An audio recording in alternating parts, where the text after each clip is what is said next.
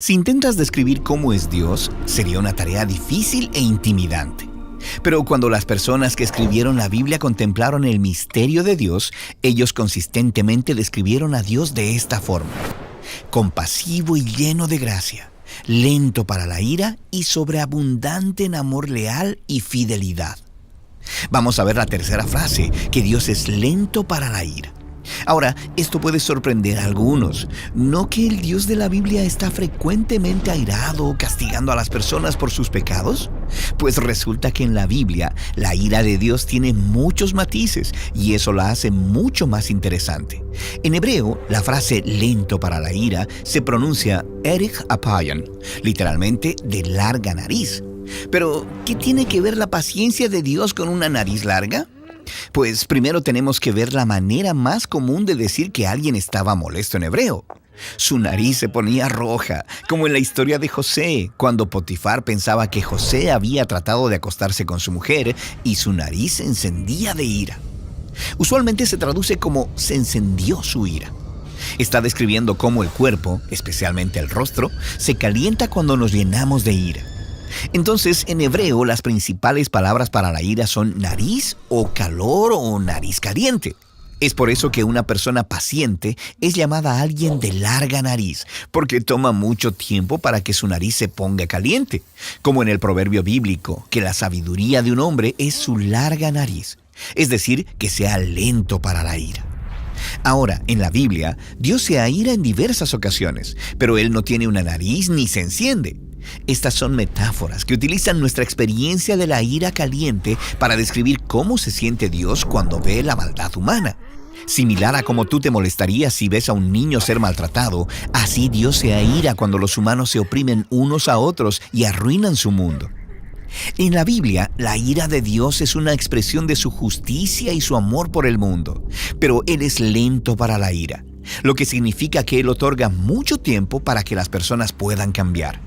Como en la historia del Éxodo, cuando Faraón esclaviza a los israelitas y hace que sus bebés sean lanzados a las aguas. Dios envía a Moisés a confrontar a Faraón y él recibe 10 oportunidades de dejar ir a Israel, pero luego de la 10ª vez que lo rehúsa, Faraón sale en sus caballos a destruir a los israelitas, por lo que Dios lo destruye en las aguas. La propia maldad de Faraón es redirigida sobre él y leemos que esto es un acto de la ardiente ira de Dios. Ahora, eso es algo bastante intenso, pero piénsalo. ¿Dios no sería bueno si Él no se molestara con la maldad de Faraón y decidiera hacer algo en algún momento? Y nota que la ira de Dios se expresa en entregar a Faraón a las consecuencias de sus propias decisiones. Y esta es la manera en que se muestra la ira de Dios a lo largo de las Escrituras, como en la historia de los israelitas, una y otra vez, por cientos de años. Ellos traicionan a Dios, quien los rescató de la esclavitud. Y si bien Él les da muchas oportunidades de arrepentirse, ellos continúan dando su alianza a los dioses de otras naciones. Y en cada ocasión leemos que la ardiente ira de Dios se encendió contra los israelitas. Pero nota lo que siempre sigue. Dios los entrega en las manos de sus enemigos. Israel quería servir a los dioses de otras naciones, así que Dios en su ira les da justamente lo que ellos quieren, y esas mismas naciones regresan y derrotan a Israel. Esto es similar a lo que el apóstol Pablo dice en su carta a los romanos. Él dice que la ira de Dios se revela contra la maldad humana y 3 veces nos dice cómo eso luce. Dios entrega a los humanos como presa de sus deseos destructivos, aunque esto los lleve a la muerte. Pero Pablo también dice que Dios es paciente al darle tiempo a las personas para entender su situación y cambiar. Porque recuerda, la ira de Dios es la respuesta a la maldad humana y está basada en un rasgo más profundo de su personalidad: su compasión y su amor leal. Dios no está satisfecho con dejar a las personas en su autodestrucción. En la Biblia, Dios está en una misión de rescate. Esa es la razón por la que Jesús dijo que iba a Jerusalén a morir. Como una demostración del amor de Dios por sus enemigos, Él se pondría en el lugar de su pueblo que había elegido la autodestrucción y tomaría sobre sí las consecuencias de sus decisiones sobre sí mismo.